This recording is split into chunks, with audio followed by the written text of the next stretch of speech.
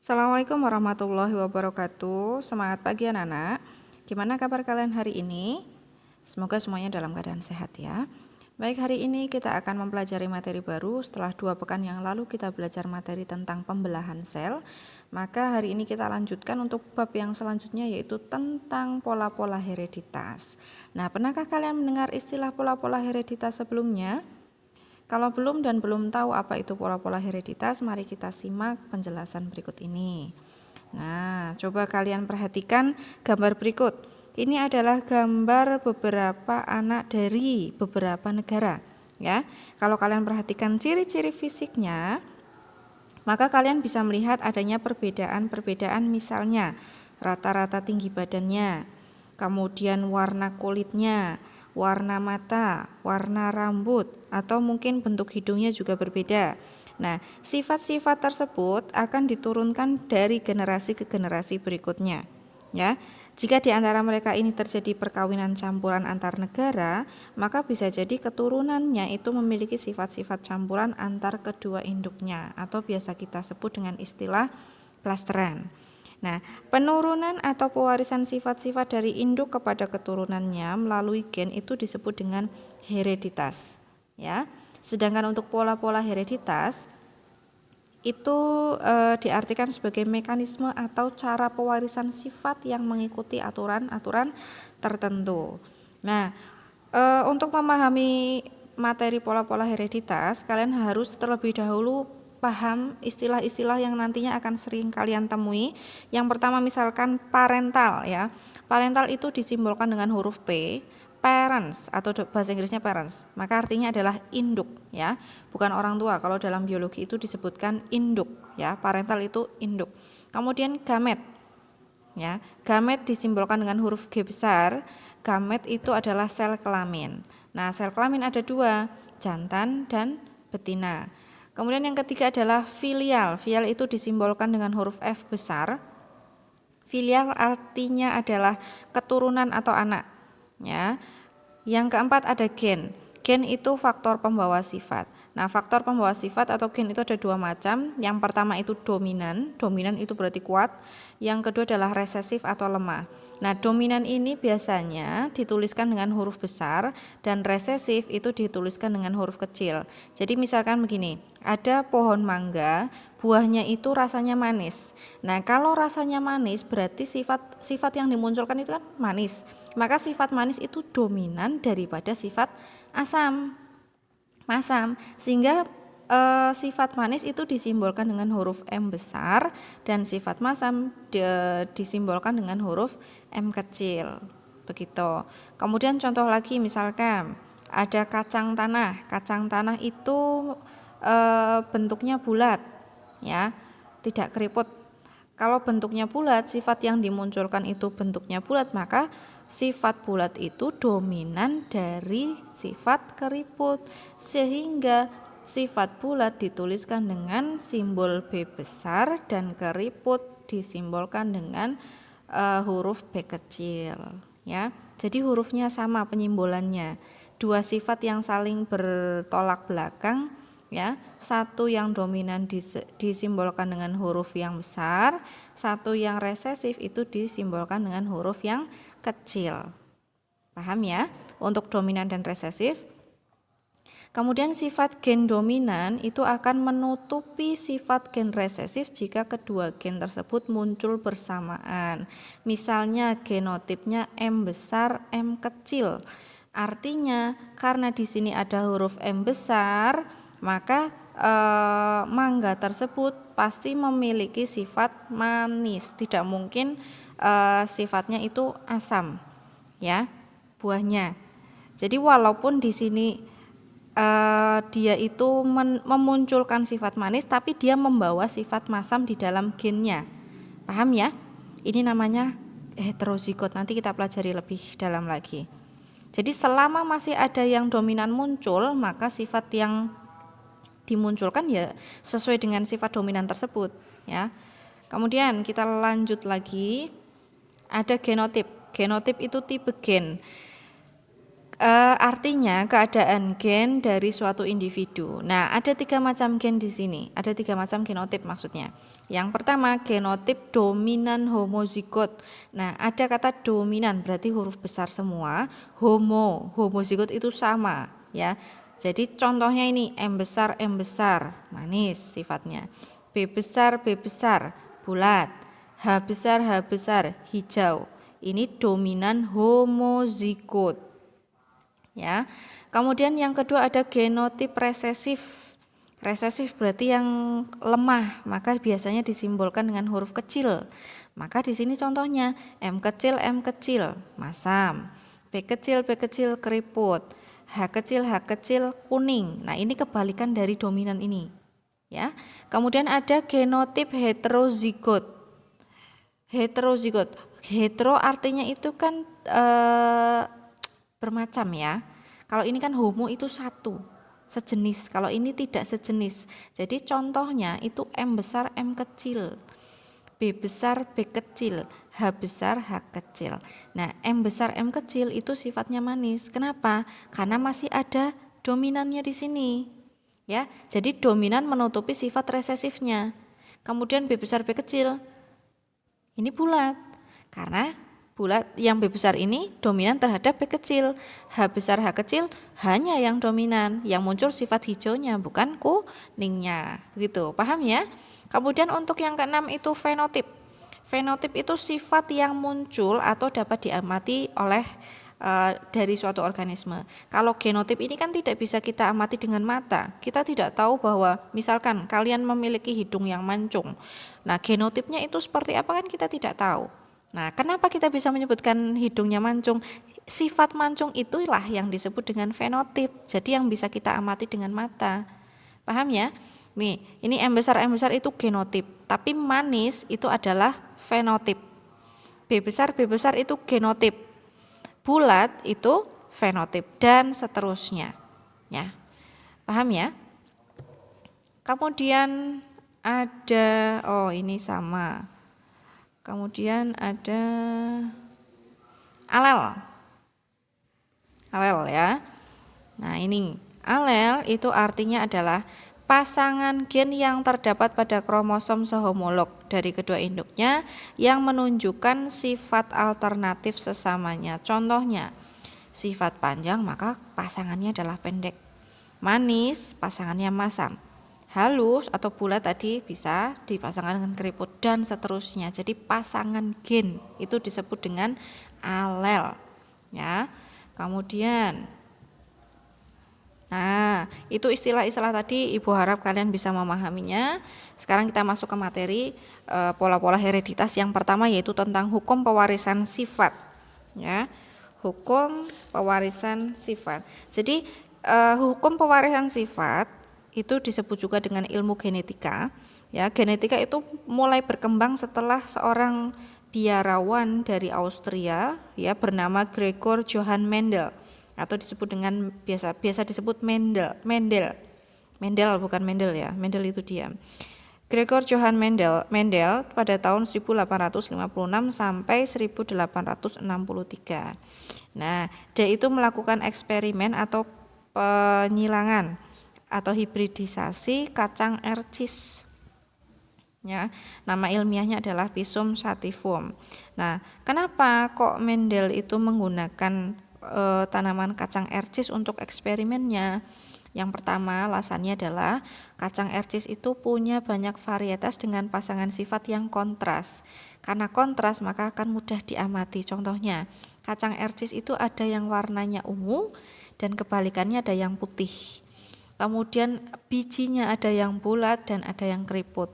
Kotiledonnya itu ada yang hijau dan kuning. Batangnya ada yang pendek dan ada yang panjang. Nah, itu ya varietas-varietasnya memiliki pasangan yang kontras. Kemudian alasan yang kedua, mudah dilakukan perkawinan silang atau hibridisasi.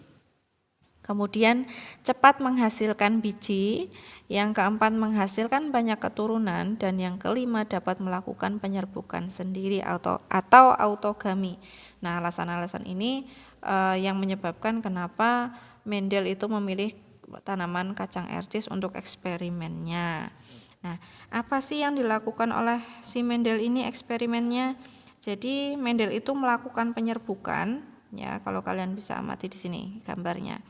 Melakukan penyerbukan terhadap kepala putik kacang ercis yang berbunga ungu dengan serbuk sari yang berasal dari kacang ercis berbunga putih.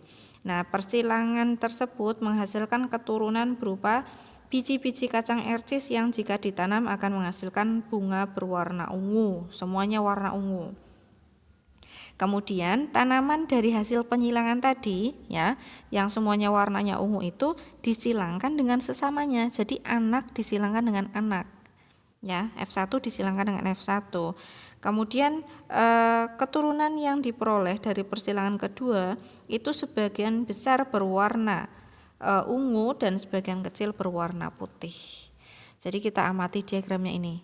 Ini penjelasan prosedurnya, ini adalah diagramnya ya. Jadi tadi Mendel itu melakukan penyerbukan bunga kacang ercis yang ungu disilangkan dengan yang putih. Nah, awalnya hasilnya itu semuanya berwarna ungu. Kemudian oleh Mendel itu anaknya ini tadi ercis yang berwarna ungu disilangkan dengan ercis yang berwarna ungu. Ini ya, F1 disilangkan dengan F1, ungu disilangkan ungu. Nah, ternyata hasilnya keturunan keduanya F2 itu sebagian besar ercis berwarna ungu dan sebagian kecil ercis berwarna putih. Ya. Nah, sehingga muncullah hukum Mendel. Hukum Mendel yang pertama disebut juga dengan hukum segregasi atau pemisahan, yaitu suatu kaidah pemisahan pasangan alel secara bebas pada saat pembelahan meiosis dalam pembentukan gamet, ya, kelamin. Hukum Mendel 1 dapat dibuktikan dengan persilangan monohibrid. Nah, apa itu monohibrid? Monohibrid itu adalah persilangan dengan satu sifat beda yang merupakan satu pasangan alel. Nah, langsung kita masuk ke contoh soalnya supaya kalian lebih paham. Ya, contoh soalnya bunga berwarna ungu yang jantan disilangkan dengan bunga yang berwarna putih. Nah, di sini diketahui bahwa ungu itu dominan terhadap putih, sehingga ungu dituliskan dengan simbol U besar, bunga putih disimbolkan dengan U kecil. Nah, sekarang gametnya. Karena di sini genotipnya U besar semua, maka gametnya hanya U besar saja. Kalau di sini yang warna putih, maka gametnya adalah U kecil saja. Ya, sehingga diperoleh F1 atau anakan keturunan yang pertama itu adalah ini disilangkan. U besar, U kecil. Ingat, U itu dominan, maka 100% anakannya itu semua berwarna ungu. Ya. Sampai sini bisa dipahami ya. Kemudian dilakukan persilangan antar sesamanya. Jadi untuk parental yang kedua, ini orang tua yang kedua itu diambil dari F1 ini. Berbunga ungu disilangkan yang ungu juga. Tetapi genotipnya ini campuran ya. U besar, U kecil disilangkan dengan U besar, U kecil. Nah, gamet yang kedua, karena di sini ada dua alel yang berbeda, ya ini alel heterozigot, maka gametnya adalah U besar dan U kecil pun sama di sini U besar dan U kecil. Maka F2-nya kita silangkan, ya. Ini jantan ya, tuliskan di sini buat tabel. U besar tuliskan di sini U kecil. Kemudian yang betina ini U besar, ini U kecil. Kita silangkan U besar dengan U besar. Ini U. Kemudian ini U besar disilangkan dengan U kecil, tulis di sini. Oh no. Kemudian U kecil disilangkan U besar. Ini hasilnya ya. Tuliskan yang dominan terlebih dahulu. Kemudian U kecil disilangkan dengan U kecil ini. Karena ini U besar U kecil ungu, U besar U kecil ungu, U besar U kecil ungu, dan yang terakhir U kecil ini semuanya resesif, tidak ada dominan yang muncul, maka sifatnya adalah putih. Sehingga rasio genotip, genotip berarti yang simbol, ingat-ingat ya, tidak bisa kita amati dengan mata.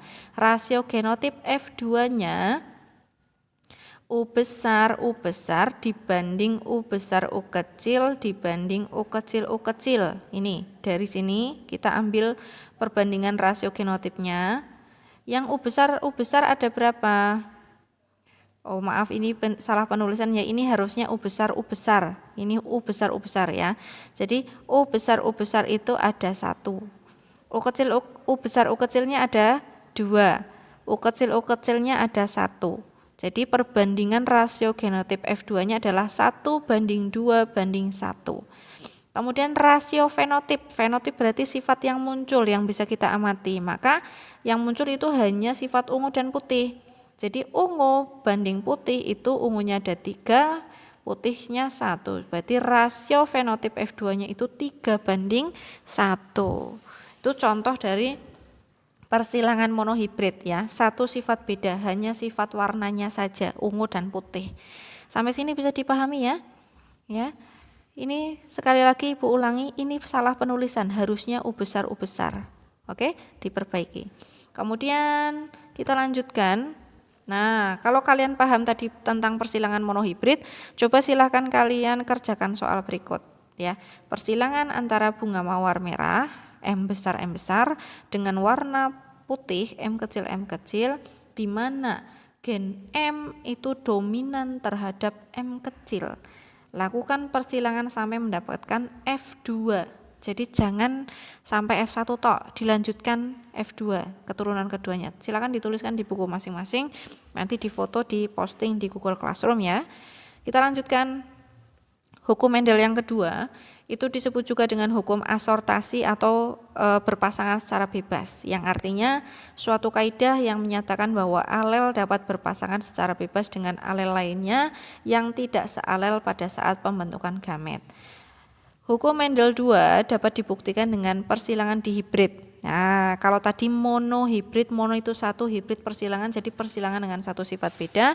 Sedangkan ini dihibrid, di itu artinya 2, hibrid persilangan. Jadi dihibrid itu persilangan dengan 2 sifat beda atau 2 alel yang berbeda. Nah, langsung kita ke soal ya, contoh persilangan dihibrid. Jantan betina, parentalnya, P1-nya, induknya, itu kacang ercis yang biji bulat dan berwarna kuning, disilangkan dengan ercis biji keriput warnanya hijau. Di mana bulat ini dominan terhadap keriput, kuning ini dominan terhadap hijau. Sehingga dituliskan bulat itu B besar, kuning itu K besar. Nah, karena di sini berkebalikan ini sifat resesifnya, maka keriput disimbolkan dengan B kecil, hijau disimbolkan dengan K kecil. Ya. Gamet yang pertama atau gamet satunya di sini berarti apa? B besar ini B besar, maka gametnya B saja. K besar, maka gametnya adalah K saja. Gitu ya. Maka di sini pun sama, gametnya itu B kecil, K kecil. Sehingga F1 atau keturunan pertamanya itu ini persilangan antara B besar, B kecil, K kecil. Hasilnya adalah B besar, B kecil, K besar, K kecil. Ingat, ada sifat dominan muncul, B besar, B kecilnya tertutupi, maka 100% itu bijinya warna bulat, kemudian ini K besar muncul, ini K kecilnya tertutupi, maka 100% juga berwarna kuning. Jadi keturunan pertamanya itu menghasilkan semuanya itu kacang ercisnya berbiji bulat dan berwarna kuning. Paham ya sampai sini ya? Kemudian P2 parental atau induk yang kedua itu diambil dari F1. Nah, jadi F1 disilangkan dengan sesamanya. F1 disilangkan dengan F1 ya. B besar, B kecil, K besar, K kecil disilangkan dengan B besar, B kecil, K besar, K kecil. Gametnya bagaimana cara mencarinya? Gametnya lihat. Nah, ini persilangan ini. B besar, mana tadi? B besar disilangkan dengan K besar. B kecil. Ini hasilnya adalah BK ya, B besar, K besar. B besar disilangkan dengan K kecil. B kecil disilangkan dengan K besar. B kecil disilangkan dengan K kecil. Jadi hasilnya ini, B besar, K besar. B besar, K kecil. B kecil, K besar. B kecil, K kecil. Begitupun yang betina.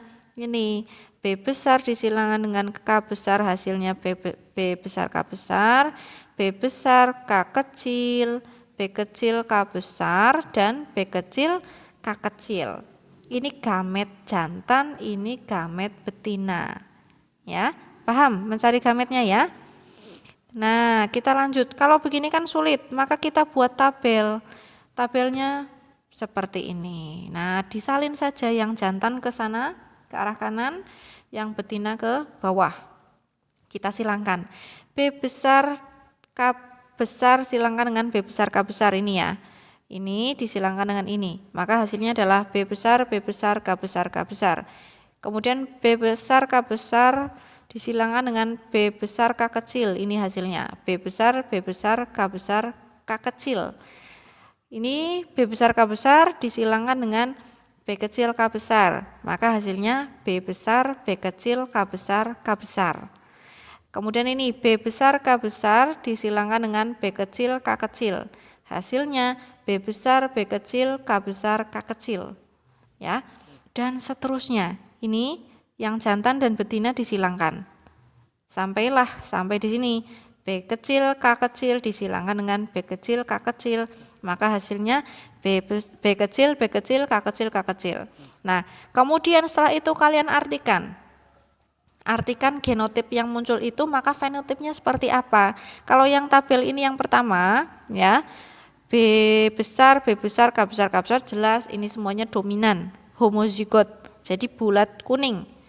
Nah, adakah yang bulat hijau? Ada, ketika yang muncul itu K kecil semua ini contohnya. Ya. Kemudian ada lagi yang keriput kuning, ada ketika B kecil semua yang muncul. Dan yang terakhir adalah yang semuanya resesif, itu artinya adalah keriput hijau. Ya. Nah, rasio genotipnya, genotip ini loh. Yang simbol-simbol ini kalian cari. Jadi B besar K besar itu ada berapa? Oh 1. B besar K besar, K kecil ada berapa? Oh 2. B besar kecil K besar ada berapa? Oh 2. Dan seterusnya sampai B kecil K kecil ada 1. Itu rasio genotip. Kalau rasio genotip itu jarang sekali ditanyakan ya. Kalau yang di persilangan di hibrid, kalau monohibrid sering. Jadi tolong dipahami perbedaan cara menghitung rasio genotip dan rasio fenotipnya. Nah, sekarang rasio fenotip F2-nya, maka sifat yang muncul adalah bulat kuning dibanding bulat hijau, dibanding keriput kuning, dibanding keriput hijau. Jadi yang bulat kuning itu jumlahnya ada berapa? 1, 2, 3, 4, 5, 6, 7, 8, 9, ada 9. Yang bulat hijau itu ada 1, 2, 3. Yang keriput kuning ada 1, 2, 3. Yang keriput hijau ada 1. Jadi perbandingan rasio fenotipnya itu 9 banding 3 banding 3 banding 1. Ya. Jadi ingat bahwa yang monohibrid itu rasio perbandingan fenotipnya itu 3 banding 1. Kalau yang dihibrid itu 9 banding 3 banding 3 banding 1. Nah, kalau kalian memahami tadi penjelasan tentang persilangan di hibrid, maka silakan kerjakan soal latihan berikut ini. Dilakukan persilangan antara tanaman mangga berdaging tebal rasanya masam dengan mangga berdaging tipis tapi rasanya manis, di mana tebal itu dominan terhadap tipis dan manis dominan terhadap masam. Hitunglah rasio perbandingan genotip dan fenotipnya sampai pada F2-nya. Ya, silakan jawaban kalian itu dituliskan di buku kalian masing-masing, nanti tinggal diposting di Google Classroom. Kita lanjutkan menghitung macam gamet dan menentukan genotip induk. Yang pertama dulu ya, menghitung jumlah gamet. Gamet tadi artinya apa ya? Masih ingat tidak? Sel kelamin ya. Nah, menghitung jumlah macam gamet. Jumlah macam gamet itu dapat dihitung dengan rumus 2 pangkat N, di mana N-nya adalah jumlah pasangan alel heterozigot yang bebas memisah. Ya, diingat-ingat 2 pangkat N untuk mencari jumlah macam gamet, di mana N itu alel yang heterozigot. Contoh, langsung contoh saja. Tentukan jumlah macam gamet pada individu bergenotip A besar A kecil, B besar B kecil, C besar dengan menggunakan diagram anak garpu atau braket. Nah, kita lihat dulu ini genotipnya. Bisa kalian lihat mana alel yang heterozigot, alel A besar A kecil, B besar B kecil, atau C besar C besar. Coba ada berapa alel heterozigotnya, atau N-nya itu ada berapa? Ada 2. Mana saja? Ini yang heterozigot, A besar A kecil itu alel heterozigot, B besar B kecil itu heterozigot. Nah, kalau yang ini adalah alel homozigot. Kenapa? Karena sama-sama C besar C besar. Jadi karena N-nya atau alel heterozigotnya itu ada 2, maka bisa masukkan ke rumus ya, 2 pangkat N, maka 2 dipangkatkan 2. Artinya ada 4 jumlah macam gametnya. Apa betul atau tidak kita buktikan dengan diagram anak garpu. Coba kita lihat. Nah, ini tadi ya, ini adalah genotipnya. Kita diminta untuk membuktikan dengan diagram anak garpu. Caranya bagaimana? Caranya tuliskan saja. Ini kan A besar A kecil, maka tuliskan di atas itu A besar, yang di bawahnya itu A kecil.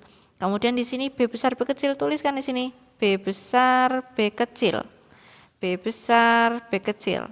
Kemudian di sini C besar C besar, tulis C besar C besar C besar C besar. Tinggal kita urutkan saja. A besar B besar C besar, ini hasilnya. A besar B kecil C besar, ini hasilnya. A kecil B besar C besar, ini. A kecil B kecil C besar, ini. Nah, jadi kita bisa hitung 1, 2, 3, 4. Oh betul, ternyata jumlah macam gametnya itu ada 4. Ya, ini macamnya. Bisa dipahami ya, gampang sekali ini untuk mencari jumlah macam gametnya. Nah, kita lanjutkan. Biasa kalau kalian sudah memahami maka latihan soalnya dikerjakan. Ya, buatlah diagram anak garpu atau bracket untuk mencari jumlah macam gamet dari individu yang bergenotip A besar, B besar B kecil, C besar C besar, D besar D kecil. Jadi nanti kalian sebutkan ada berapa macam gametnya dan bagaimana genotipnya. Jadi harus dibuat apa namanya? Diagram anak garpunya seperti ini. Harus ada caranya nanti ketika mengerjakan. Kalau sudah silahkan nanti diposting di Google Classroom. Ya, sudah ada 3 soal. Dari tadi yang pertama monohibrid, yang kedua dihibrid. Nah, ini mencari jumlah macam gamet. Kita lanjutkan. Yang kedua tadi menghitung genotip induk. Nah, genotip induk parental berarti ya. Jika diketahui fenotip keturunannya, genotip induknya dapat ditentukan dengan langkah sebagai berikut. Yang pertama, tentukan dulu genotip keturunannya yang homozigot resesif. Kita untuk mengerjakan soal mencari atau menghitung genotip induk, maka langkah yang pertama, kalian harus bisa menentukan genotip keturunannya yang homozigot resesif. Berarti yang hurufnya kecil semua. Ya. Kemudian yang kedua langkahnya adalah memisahkan dan meletakkan alel-alel keturunannya yang homozigot resesif tersebut di kedua induknya. Kalau mencerna kalimat mungkin agak sulit, kita langsung ke soalnya saja. Contohnya, alel T adalah alel tinggi, T besar berarti dominan ya. Sedangkan alel T kecil adalah alel pendek, ini yang resesif. Tanaman ercis berbatang tinggi disilangkan dengan sesamanya, berarti batang tinggi disilangkan dengan batang tinggi. Itu fenotip ya. Tetapi kita tidak tahu yang batang tinggi itu genotipnya seperti apa. Sehingga menghasilkan 2990 tanaman ercis berbatang tinggi dan 1025 tanaman ercis berbatang pendek. Bagaimana genotip kedua induk yang disilangkan? Nah, penyelesaiannya bagaimana? Kita langsung saja tulis parental pertamanya. Tadi di sini ya, ercis batang tinggi disilangkan dengan sesamanya, berarti ercis batang tinggi disilangkan dengan ercis batang tinggi. Itu parentalnya, ini fenotipnya ya. Tapi bagaimana genotipnya? Nih, kemungkinan genotip ercis batang tinggi itu ada 2.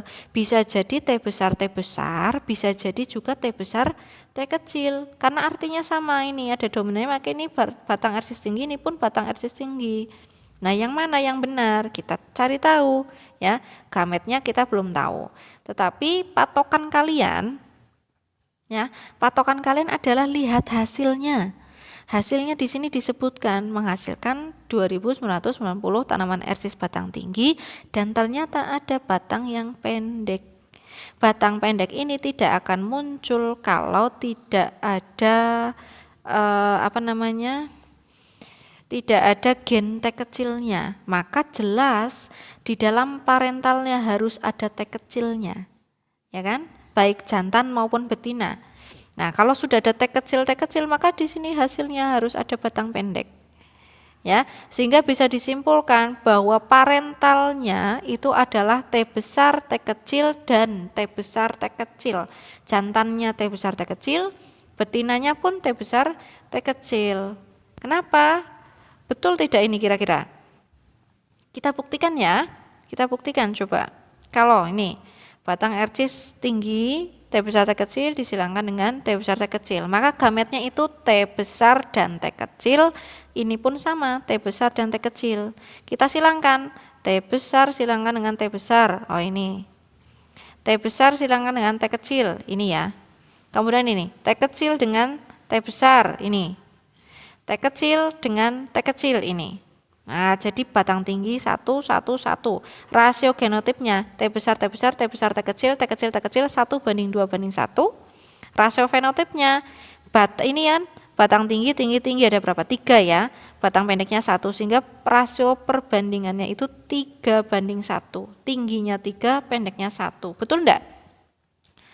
Betul, ini 2990 dibanding 1025 kan ini 3, ini 1, ini anggaplah 1000. Kalau ini sudah pembulatan ke 3000 ya, sehingga 3000 banding 1000 kan 3:1, sama. Jadi batang tinggi banding pendek itu perbandingannya 3:1. Nah itu ya, itu cara mencari cara mencari genotip dari induknya. Bisa dipahami atau tidak kira-kira? Kalau tidak, ulangi lagi penjelasan Ibu dari awal.